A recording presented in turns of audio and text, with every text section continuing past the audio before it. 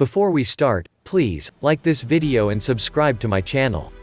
No one wants brown or yellow teeth, which is caused by the accumulation of tartar. But how exactly do you get rid of this discoloration? There are many over-the-counter methods for whitening teeth, but many people are not fond of using strong and potentially harmful chemicals to blast away the plaque. Store shelves are filled with brands of whiteners and teeth cleaners that claim to do the job in the best way. Not only are these expensive, but some are actually very damaging to the protective layer of your teeth called the enamel. The good news, there are alternatives. Using natural, effective, and safe methods, you can remove tartar buildup from the comfort of your own home with materials you probably already have. Natural tartar removal from home. The good news is there are many ways to get rid of tartar from the comfort of your own home.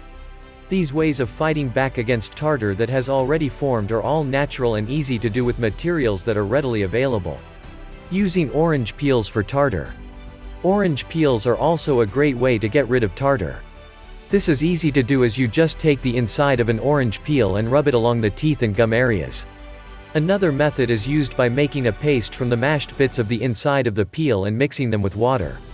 This paste can then be applied to the teeth with a toothbrush. The vitamin C and antimicrobial properties of the orange peel cut through caked on tartar and plaque, as well as killing microbial growth on teeth. Removing tartar with baking soda. For an added teeth whitening and tartar fighting mixture, try shaking some baking soda onto a wet toothbrush and thoroughly scrubbing both teeth and gums. Leave the baking soda on for at least 15 minutes before rinsing.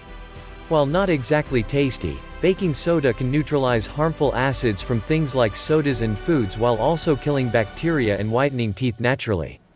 I hope this video will helpful to you.